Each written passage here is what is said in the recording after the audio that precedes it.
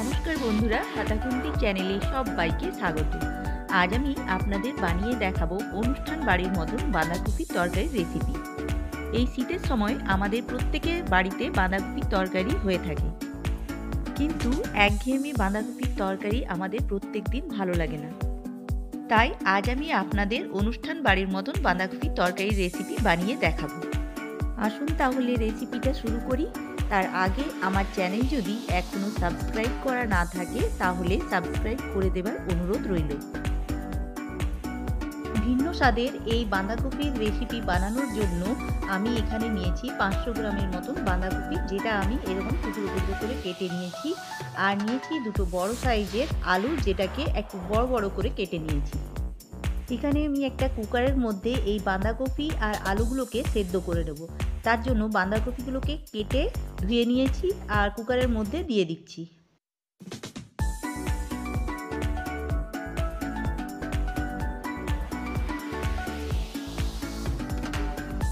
এখানে দিয়ে দিচ্ছি সামান্য পরিমাণে লবণ আর দিয়ে দিচ্ছি 1 গ্লাসের মতন জল দেওয়ার পর কুকারের ঢাকনাটা বন্ধ করে দুটো সিটি দিয়ে সেদ্ধ করে নেব।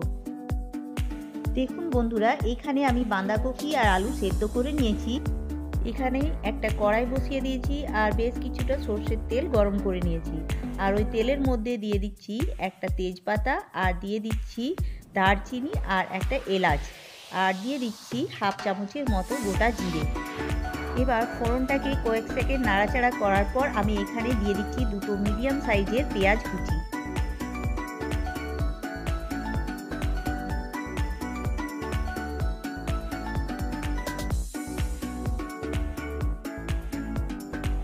এখানে পেঁয়াজটাকে হালকা লাল করে ভেজে নেব।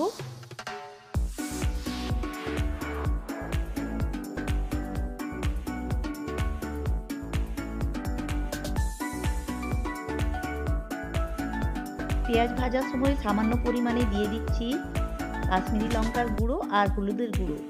এই সময় কাশ্মীরি লঙ্কার গুঁড়ো আর হলুদের গুঁড়ো দিলে বাঁধাকপির কালারটা খুব সুন্দর হয়।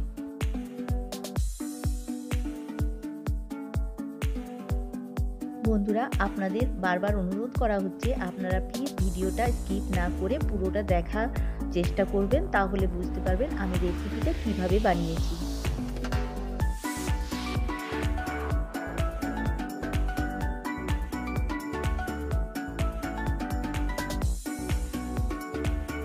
পেঁয়াজ ভাজা হয়ে গেলে আমি এখানে দিয়ে দিচ্ছি 1 চামচের মতন রসুনের পেস্ট। এবার এই রসুনের পেস্টটাকেও আমি খুব ভালো করে ভেজে নিচ্ছি, যাতে রসুনের কাঁচা গন্ধটা না থাকে।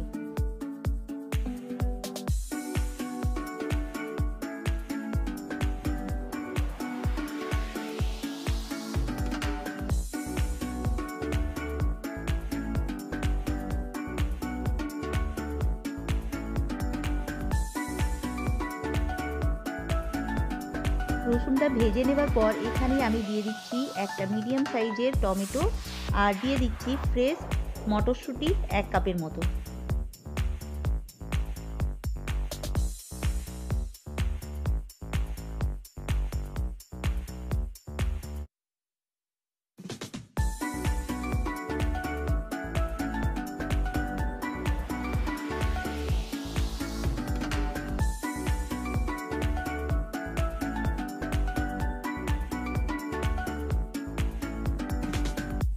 এখানে সামান্য পরিমাণে লবণ দিয়ে দিচ্ছি যাতে টমেটোটা গলে যায়।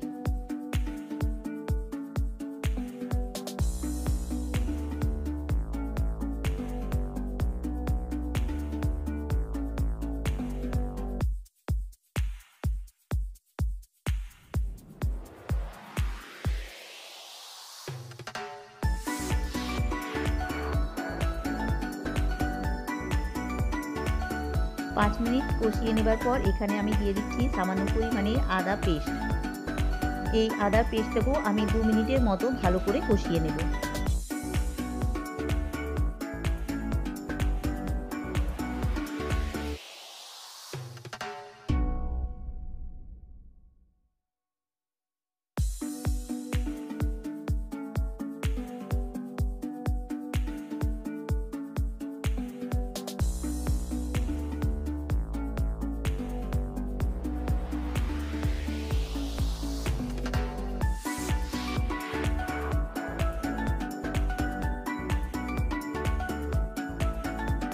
এবার এখানে আমি দিয়ে দিচ্ছি 2টো কাঁচা লঙ্কা চেরা, দিয়ে দিচ্ছি 1/2 চামচের মতো হলুদের গুঁড়ো, দিয়ে দিচ্ছি 1 চামচের মতো জিরের গুঁড়ো, দিয়ে দিচ্ছি 2 চামচের মতো ধনে গুঁড়ো, সামান্য পরিমাণে দিয়ে দিচ্ছি লঙ্কার গুঁড়ো। এবার সামান্য পরিমাণে জল দিয়ে এই মশলাটাকে আমি ভালো করে কষিয়ে নেব। প্রায় 4 থেকে 5 মিনিটের মতো কষিয়ে নিচ্ছি।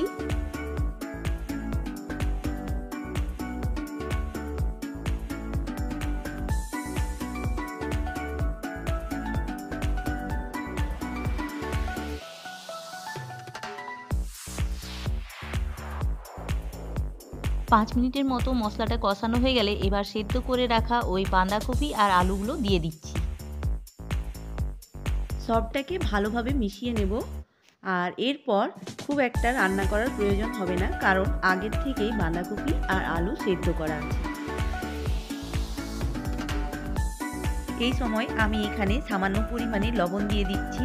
খুব একটা লবণ দেওয়ার প্রয়োজন হবে না, কারণ আমি আগেই 2বার লবণ দিয়ে রেখেছি। লবণ দেওয়ার পর 1/2 চামচ পরিমাণে দিয়ে দিচ্ছি গরম মশলার গুঁড়ো। এবার আরও 5 মিনিটের মতো বাঁধাকপিটাকে রান্না করে নিচ্ছি।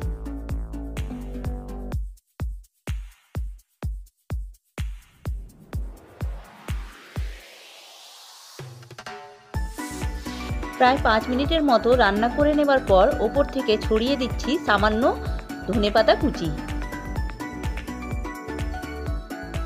সবটাকে ভালোভাবে মিশিয়ে নিয়ে এইরকমভাবে রেখে দেব 2 মিনিটের মতো।